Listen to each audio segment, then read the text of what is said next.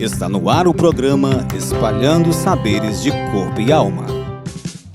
Beleza, galerinha do 8º ano? Sou o professor Valdemar e estamos iniciando mais um Espalhando Saberes do Corpo e Alma. Vamos nos movimentar e refletir. Como você está? Eu espero que esteja bem. Eu estou muito bem. E hoje, na companhia da professora Silvânia. Está preparado para começar? Olá, professora Silvânia. Como você está? Olá, professor Valdemar. Estou bem. Olá, pessoal do 8º ano. Vamos dar início às nossas atividades? Começaremos nossa aula fazendo alguns alongamentos que já venho ensinando desde o início das nossas atividades. Então, vamos lá? Inicie inclinando o seu corpo para trás, para alongar as costas. Coloque a mão na lombar. Incline o tronco para frente, sem flexionar os joelhos. Fique assim por 3 segundos. Em seguida, volte à posição inicial. Repita esse movimento 3 vezes. Muito bem. Em seguida, sente-se em uma cadeira e toque nos dedos dos pés para alongar o tronco, as costas e as pernas. Incline o tronco para frente até tocar as coxas com o peito e estenda os braços. Você não precisa tocar nos dedos dos pés, mas vá até onde conseguir. Fique assim por 10 segundos. É isso aí, vamos lá. E aí, tudo certo? Legal! Agora, vamos iniciar um exercício físico que é conhecido como stiff unilateral. Esse é uma atividade física que trabalha a parte de trás da coxa. Inicie ficando de pé, com os braços abertos e mantendo a sua coluna reta. Os seus pés devem ficar unidos. Logo depois, faça o movimento de inclinar o corpo para frente, levantando ao mesmo tempo a perna direita para trás. Flexione lentamente o joelho da perna esquerda, que deve ficar parado para dar equilíbrio ao exercício. Quando terminar, repita os movimentos com a outra perna. Não se preocupe se você ainda não conseguiu fazer todo o exercício. O importante é treinar até melhorar. Galerinha, vamos para o nosso momento de reflexão. O tema abordado hoje será a disciplina. Ser disciplinado é manter o foco e a ordem em relação às coisas da vida em tudo que você se propuser a fazer. É importante que você invista tempo e força. O processo não é tão fácil, mas vale a pena. É normal ter dificuldade em ser disciplinado, mas se você quer conquistar seus objetivos, deve ter disciplina. E você, acha que falta disciplina em sua vida? O que você acha que deve mudar? Ter menos preguiça? Talvez. A evolução só acontece com disciplina. Você é capaz. Seja ousado, determinado. E o principal, não desista. Não deixe para amanhã o que você pode resolver hoje.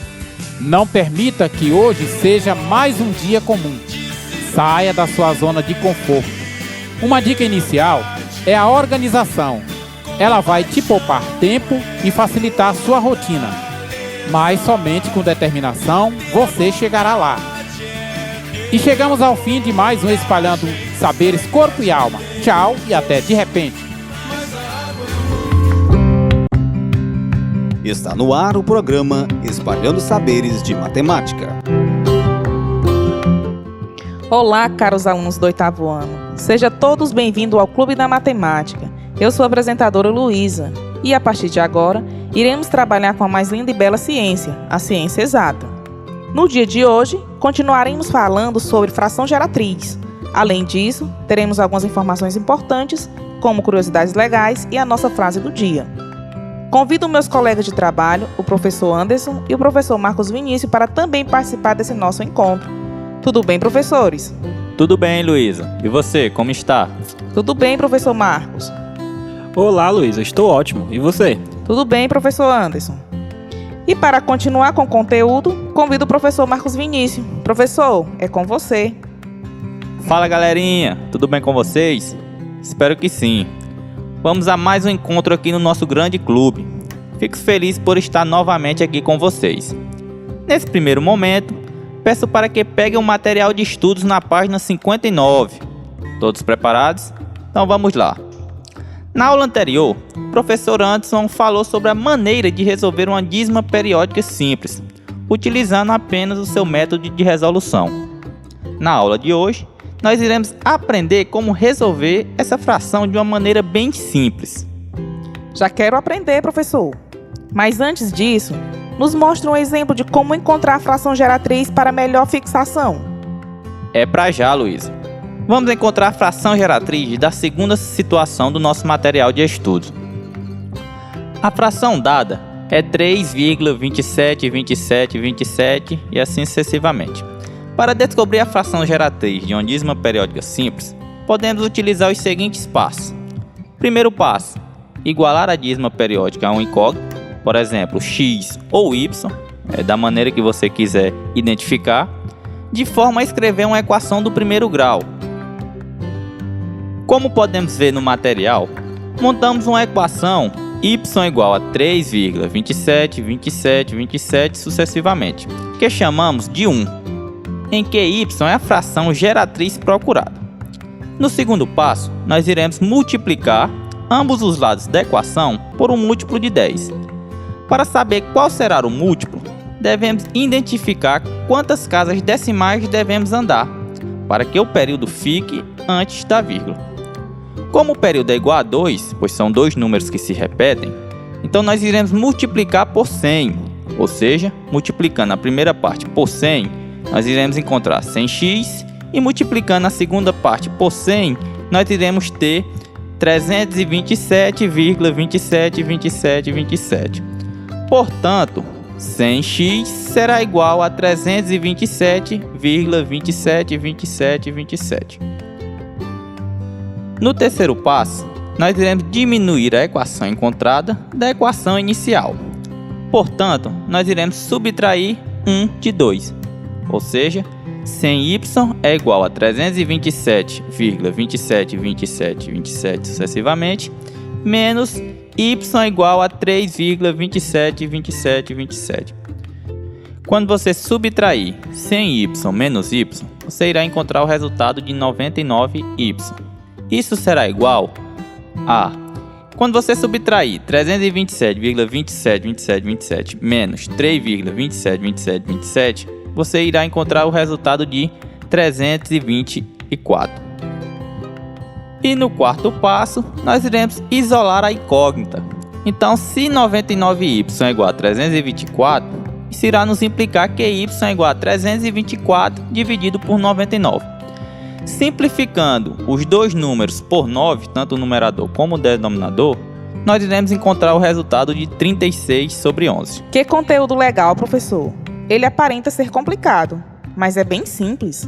Sim, Luísa, ele é bem simples. E para falar sobre o macete de como resolver as geratrizes periódicas simples, convido o professor Anderson. Professor, é com você. Fala, galerinha do Clube da Matemática. Como é que vocês estão? Espero que estejam bem. Então vamos lá ao nosso macete. Para ficar bem mais fácil de observar esse método de resolução, vamos trabalhar com dois exemplos do nosso material. Então, pessoal, a primeira situação que a gente vai utilizar é encontrar a fração geratriz da dízima 0,555. O método é bem simples. Basta colocar o período no numerador da fração. No caso, o nosso período aí é o 5, então o 5 vai ser o nosso numerador. E para cada algarismo da parte decimal que se repete, a gente coloca o 9 no denominador. Luísa, qual é o algarismo que representa o período desse número? Número 5, professor. Isso mesmo, Luísa. Então, o 5 será o nosso numerador. Como para cada algarismo do período nós utilizamos um 9, nós temos um número no período. Então, o denominador será 9. Logo, a fração geratriz da nossa dízima será igual a 5 nonos. Nossa, professor, que simples. Então, se eu tiver 0,888, a sua fração geratriz será 8 sobre 9? Sim, Luísa.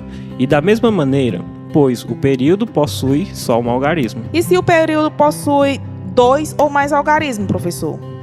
Nesse caso, nós iremos acrescentar um 9 para cada algarismo. Suponha que nós temos um número 0,343434. O numerador será 34, pois é o nosso período. Como nós temos 2 algarismos no período, nós iremos trabalhar com 99 no denominador. Então o resultado será igual a 34 sobre 99? Exatamente, Luísa. Pelo visto você já entendeu bem, né? Assim ficou bem mais fácil, professor. A partir do momento que conseguimos entender o método de resolução, fica mais fácil aprender esse macete. Verdade, Luísa. Então vamos aqui encontrar a nossa segunda situação. A fração geratriz da dízima 3,272727. Essa dízima possui a parte inteira, que é 3, e para que a gente possa encontrar a fração geratriz dessa dízima, nós vamos ter que separar a parte inteira da parte decimal. Logo, 3,2727 separando será equivalente a 3 mais 0,272727. E deixando o número 3 de lado, vamos trabalhar com a dízima 0,272727. Como nós temos aí 0,2727, o período é 27, que será o nosso numerador. Como tem 2 algarismos, o nosso denominador é 99. Após sabermos já a nossa fração, vamos somar ela com a nossa parte inteira. Será 3 mais 27 sobre 99. Assim, nós vamos encontrar o resultado 324 sobre 99, logo após a gente fazer o método de MMC. Que maneira mais simples de encontrar uma fração geratriz. Infelizmente, estamos chegando ao fim de mais um programa. Vamos para a nossa frase do dia? É melhor você tentar algo, vê-lo não funcionar e aprender com isso, do que não fazer nada. Mark Zuckerberg.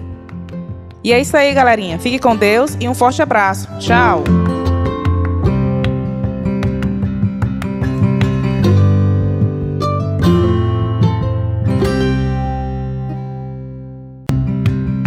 Está no ar o programa Espalhando Saberes de Língua Portuguesa. E aí, galerinha do 8º ano, tudo bem com vocês? É hora de espalhar saberes de língua portuguesa. Eu sou a professora Vanessa e a partir de agora estarei sintonizada com todos vocês ouvintes. Sua companhia é fundamental para juntos vivenciarmos o mundo das letras. Olá, professora Vanessa. Olá, alunos, pais e comunidade em geral. Eu sou a professora Luzilene Lura e a partir de agora vamos bater um papo sobre a língua portuguesa. É muito engrandecedor estar aqui com vocês, auxiliando-os na construção do seu conhecimento. Mas continuando o nosso programa, convido a professora Lura a nos informar sobre a nossa programação de hoje. Topa, professora? Deixe comigo. No programa de hoje, iremos abordar questões sobre a igualdade de gênero e o empoderamento de todas as mulheres, além de ouvirmos um áudio da psicóloga oeirense Milena Faustino sobre essa temática.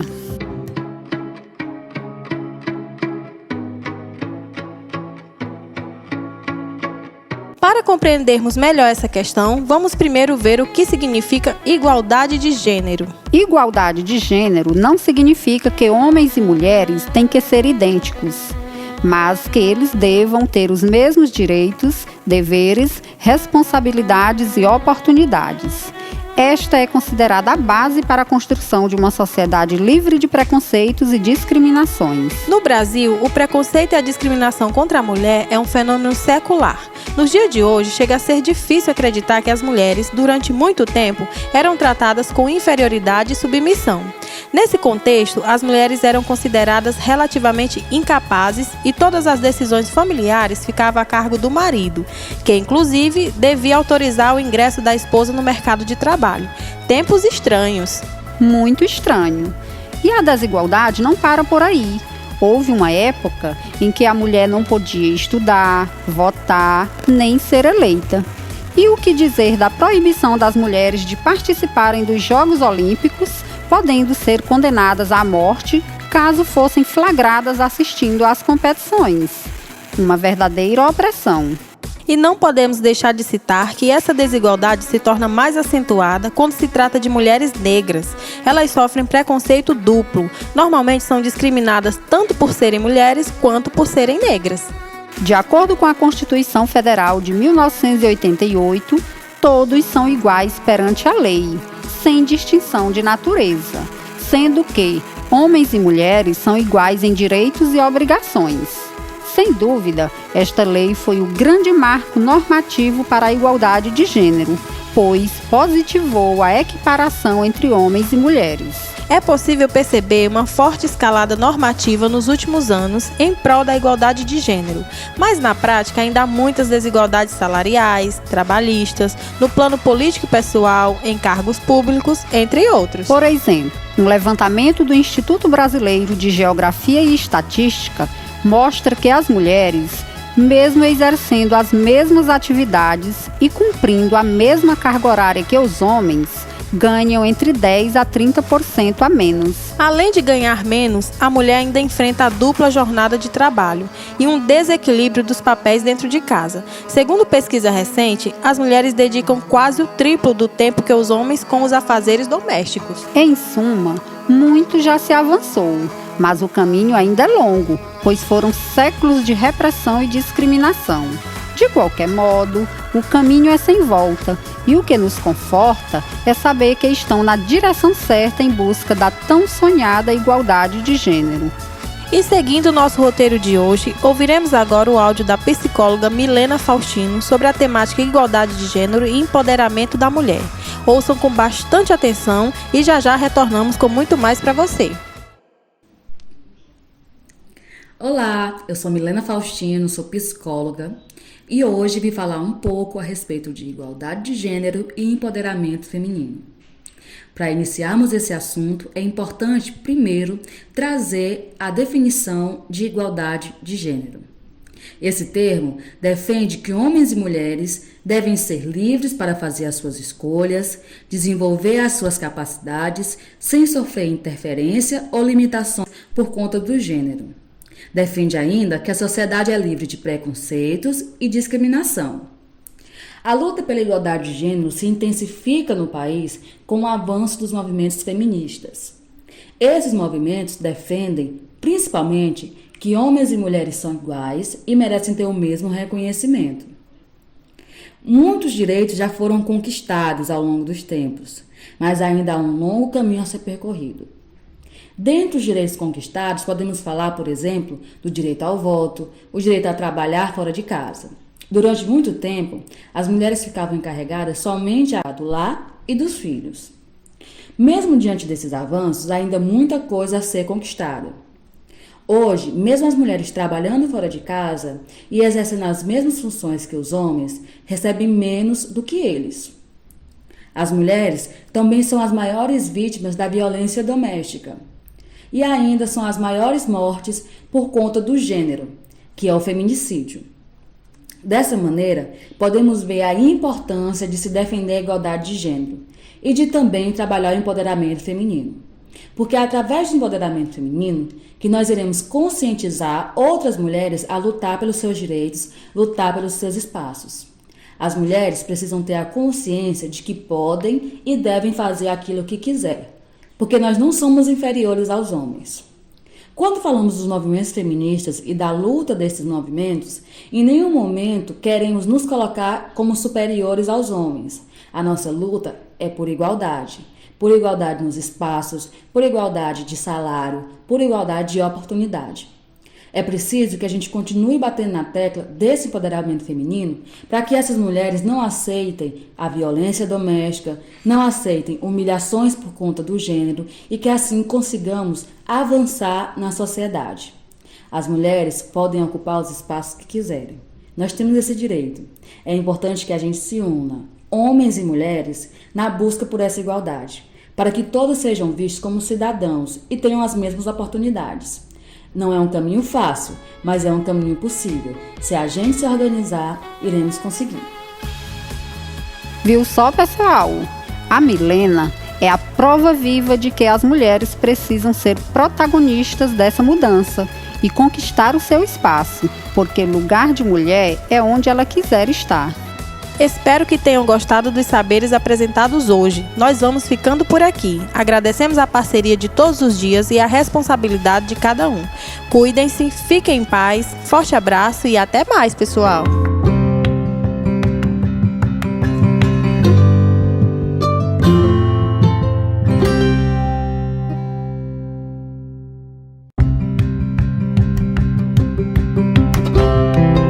Está no ar o programa Espalhando Saberes de História.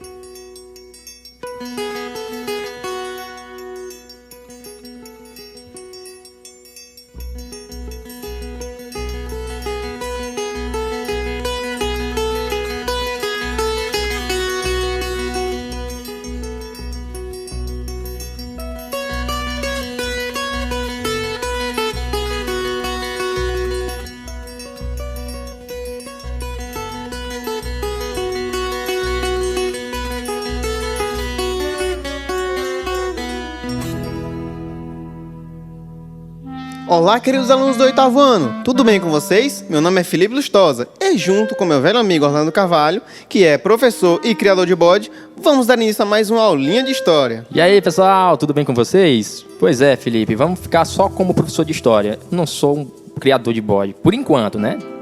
Pois é, então está começando mais um Espalhando Saber de História. Então, galerinha, abram seu material de estudo no componente curricular de História. E vamos seguir Nordeste adentro para conhecer a história do bode e sua relação com a ocupação do território nordestino.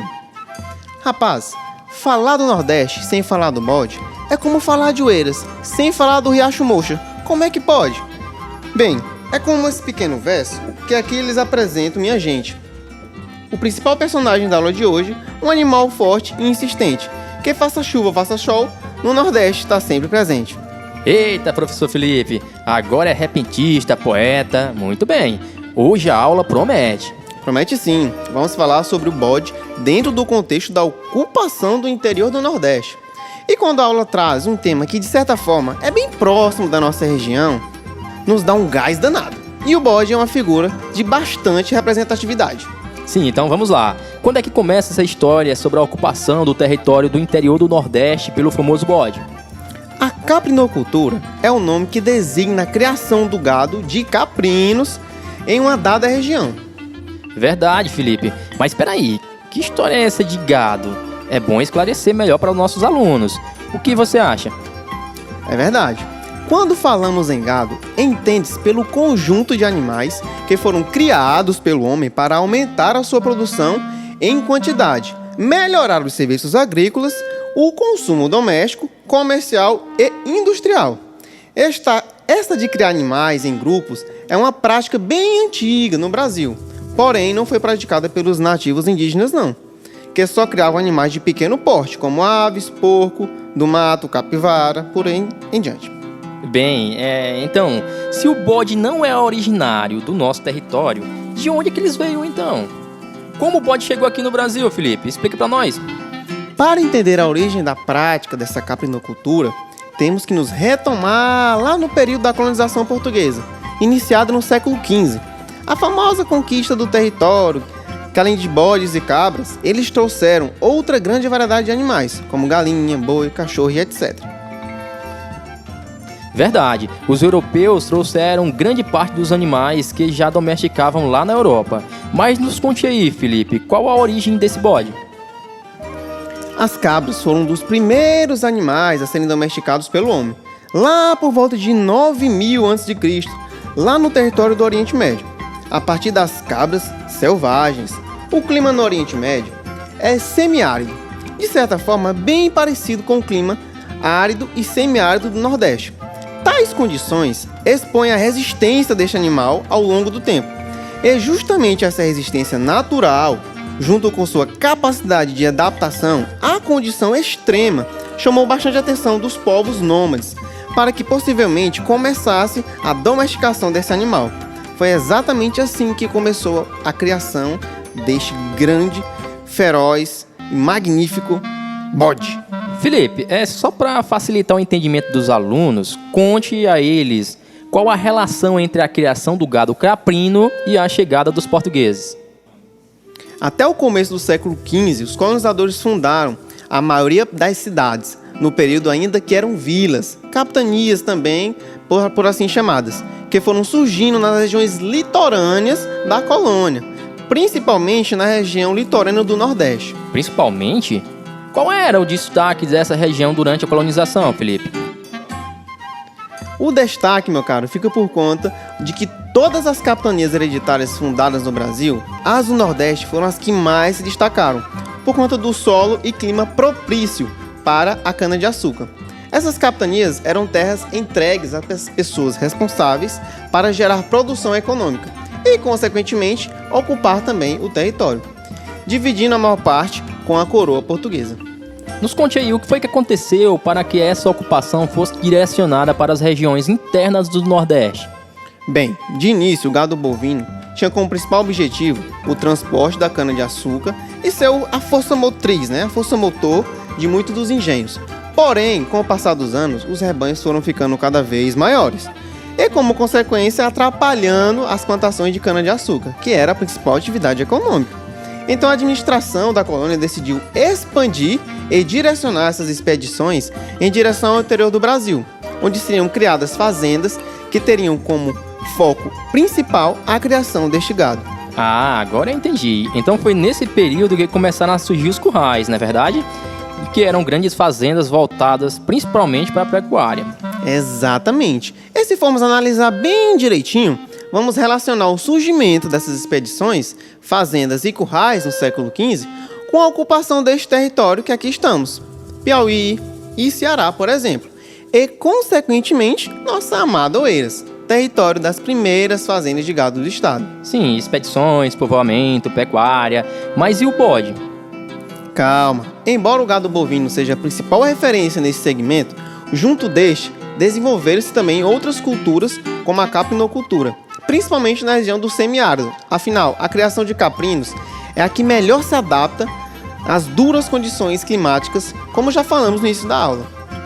Este animal convive com o sertanejo, gerando sentimentos de afetividade que une o bicho ao homem, quase humanizando-os. A gente pode até perceber que alguns cabritinhos são adotados pelas famílias sertanejas. Esta característica de resistência se assemelha à rotina diária de luta e persistência em meio às adversidades. Bem, mas vamos continuar a narrativa dessa personagem na próxima aula. Até mais! Até mais, Felipe. Muito obrigado. Fiquem com Deus e vamos cuidar nas atividades, pessoal. Valeu, Rolando. Até a próxima. Se ligue no material, galerinha. Até mais!